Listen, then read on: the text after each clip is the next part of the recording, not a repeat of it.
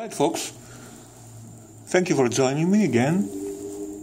In this video I will try to put forward a few ideas for Seiko Shogun owners that may have been searching for a couple of alternate straps, leather or rubber, and maybe contemplating a couple of modes.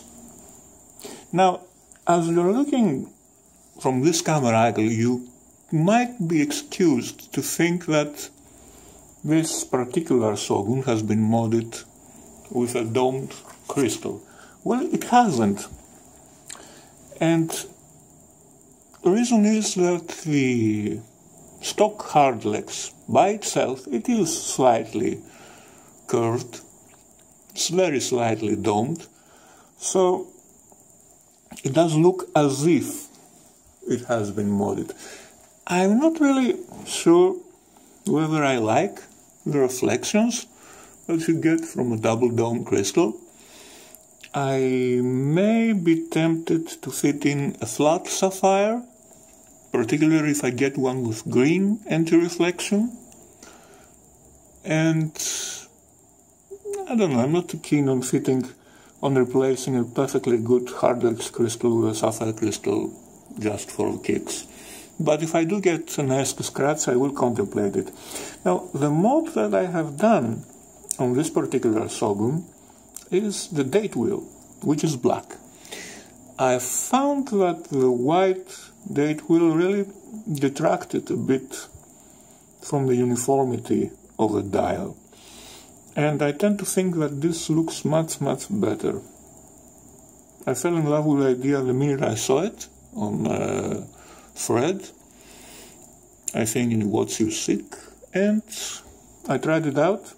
I got the black date wheel from Yoboki's, the well-known seller for Seiko modding. It was a bit stiff, the price. I mean, paid around 30 bucks for it. I mean, come on, it's just a date wheel. Yoboki's does have a premium, I guess, for most of the stuff he sells, but it does the job well. Now, the other small mod I did was in the bracelet. I was really hung up on the stock buckle. It had an extension, you know, the typical extension clasp that you see on the Sumo as well, but it really dug into my hand, and it somehow broke the geometry of the bracelet, causing it all to feel much more uncomfortable. So what I did was I searched for some alternatives.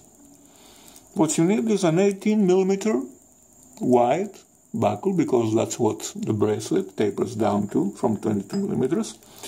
And what I found was this one. It has the exact same shade of grey as does the bracelet. It's titanium. It also has some stainless steel, which is also diasealed treated.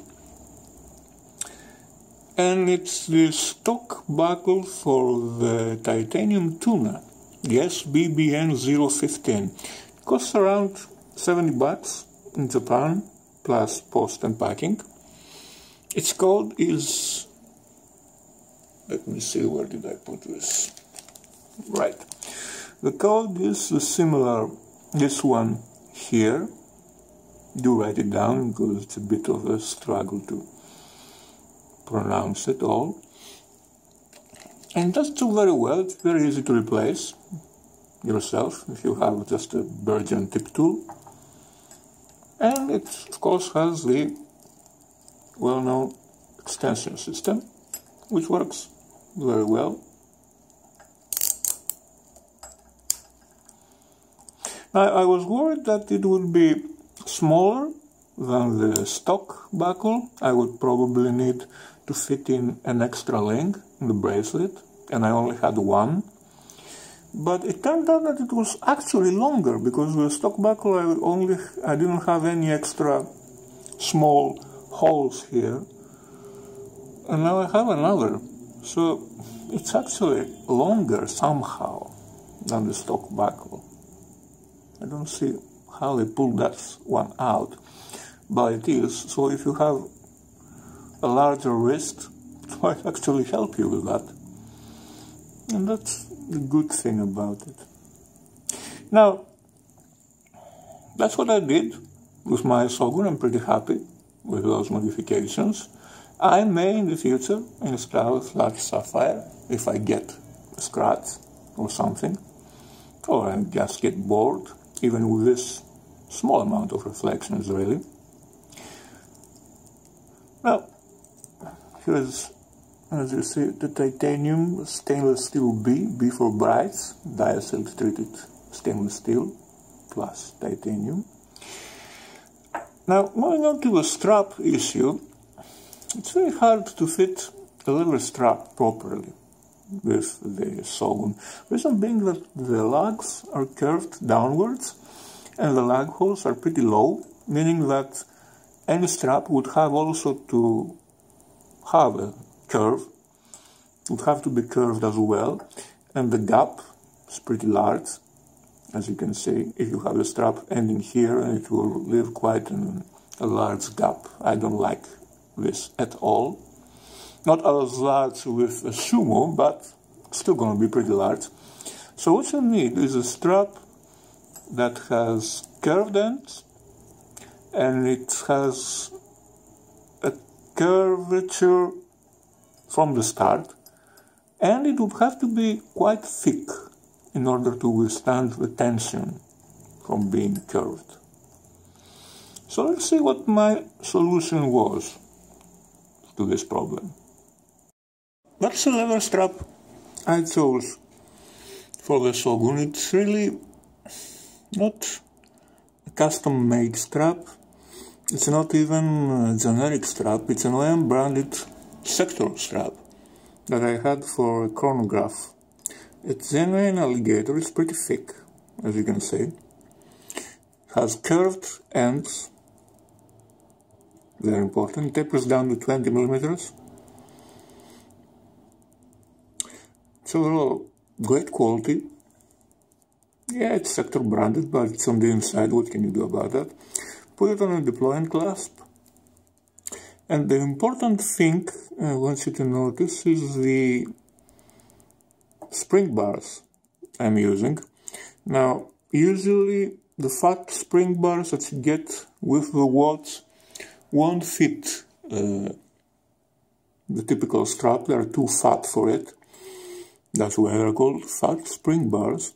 Anyway, so you need another pair of spring bars, but don't get the simple ones that you see with the 0.8 millimeter thick ends. You need slightly thicker ends. These are 1.1 millimeter thick ends, solderless spring bars. I got them from eBay seller 20. Very good seller for all your Seiko and Citizen needs. So you need thick ends because the watch is designed for thicker ends on its spring bars, and if you get thinner ends, they will fit, but on the long run they will cause some damage because the spring bar will tend to rattle a bit inside the hole. And this, I'm told, I haven't seen it myself, but it sounds frightening enough, so I'm led to believe it. And this, I'm told, will damage your watch in a way that's irreparable. And these are frightening words. So I'm using those thick end spring bars. As I said, they are solderless. They are impossible, near impossible to remove if your watch doesn't have lug holes. So they are ideal for the purpose that we need them. Let's see this strap fitted. Right, and this is a Shogun on leather. Now, as you see, this is a curved end leather strap, so it really fits the gap real well, and that's hard to find. A curved end strap that is fat enough to fit the legs of a diver. and that it can actually look good on it. Now, the deploying strap is, I guess, a controversial choice. I like it because it reduces wear on those holes, and I kind of find a simple buckle a bit stressing on the wrist, while the deploying clasp really alleviates the stress. Although for some people I understand that it may be more uncomfortable. I guess you give and take a bit. You really need a good leather strap, a nice thick leather strap with curved ends for the Shogun, because it is a quality watch and it demands quality with anything you throw at it. The deploying clasp is a simple clasp. I haven't managed to find a deploying clasp Seiko branded that will fit a 20mm curved end strap. As I said before, this is a strap that tapers down to 20mm, and I think it's necessary really. I don't find straight straps attractive. They tend to drown the watch a bit. I know there are a lot of fans who will disagree with me, but hey, what can you do? It's an unfortunate side effect. It is a branded sector strap, but what can you do? You can have it all. It's a very nice quality strap.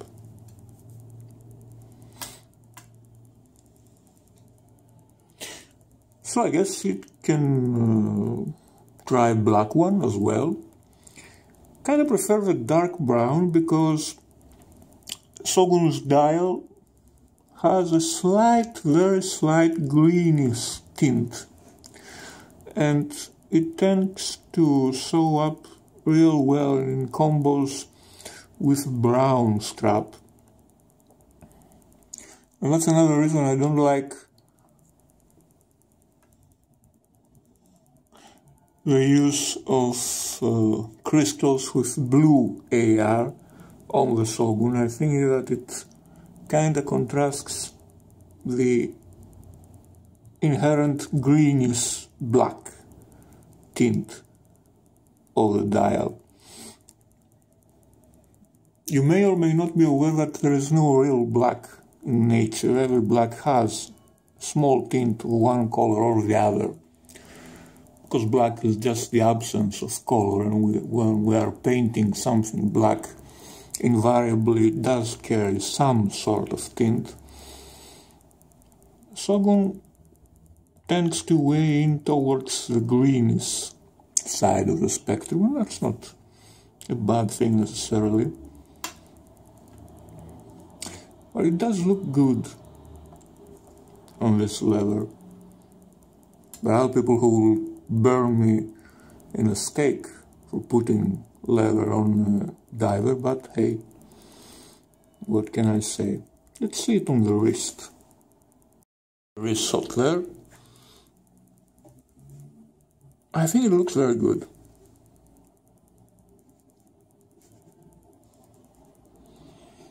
Curves down nicely on the wrist.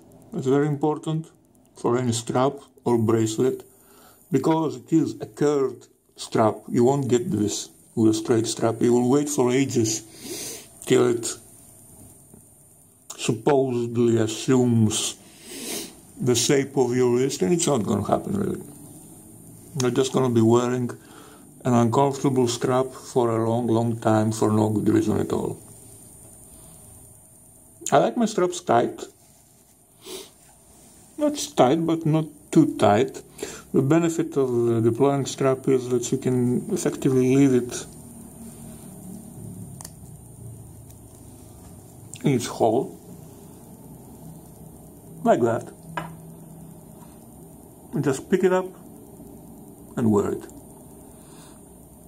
I know it's a hassle, deploying strap, a lot of times if you don't do this, but most of the times if you get a nice deploying strap, you can put it on and take it out easy enough. But let's move on to rubber, another slightly controversial issue with a Shogun. When you're buying a Shogun, you get a rubber strap in the box and you're thinking, well, I paid a lot of money for this watch, but at least I have the stock rubber and it's looking, I don't know, interesting. You think at the start and you proceed to put it on the watch. And then you realize that it's the stiffest rubber Seiko really has produced. I mean, it's at least it's a close tie with the infamous Z20 for stiffness in Seiko rubbers, and that's no small feat. And you're thinking, why Seiko did you do that? I mean, that's a really pathetic rubber strap in so many ways, So, naturally, you're searching for something that wears a little bit better, you know, easier on the wrist. Even the design is weird. I mean, it's Japanese weird. I know there are a lot of manga and anime fans out there that will appreciate that design, but most people won't. It's really, you know, comic-ish, cartoonish, I think is the right word. So, while searching for a proper Seiko strap, I discovered this one. That's a silicone strap. It's made of the new, very, very soft and pliable material that you first saw with the new turtles. This is the stock Seiko strap for the new solar tunas, I believe, the SBDN023 and the SBDN029. It's a 22mm strap, tapers down to 20, very reasonable. It has neat, you know, Seiko hallmark and the straps, this, you know how you call them exactly, and it takes on the fat spring bars, very useful. Its code, it's R033011J9. If you look at it, there's a tsunami wave inscription. It comes with a standard buckle, nothing much here. Stainless steel buckle. Unfortunately, you can't use the OM's rubber strap hardware because it doesn't taper at all. It's like 22 millimeters, which is pretty silly, really. But you can't use it because this tapers down to 20 millimeters. Yeah, what can you do about it? Not much, I'm afraid. It costs around 25 bucks in Japan, plus postage and packing, and it's really, really nice. It smells neutral, nothing unpleasant there. So let's see it on the watch. Here it is, fitted on the watch, no problem at all. As I said, it takes on the fat spring bars. It looks good, feels good on the wrist, very soft and pliable material, think turtle soft. Typical, classical Seiko design, nothing too weird or fancy here. Well, you know, that keeper is also silicone. I would have preferred it in hardware, but since it would have been stainless steel, I guess silicone is actually better for this task. And the buckle is branded in the inside. It's steel, but it doesn't look out of place with the Shogun, since the titanium on the Shogun with the dia-sealed and all looks like steel, so there's no real problem of this standing out. Let's see it on the wrist. It is on the wrist. No surprises, looks good, feels soft, doesn't leave too much of a gap here. Focus, right? So you don't see much of a gap, which is good.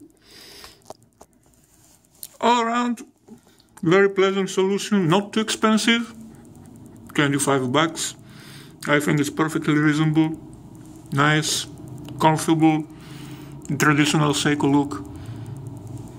All in all, very nice rubber. Now, supposedly there's going to be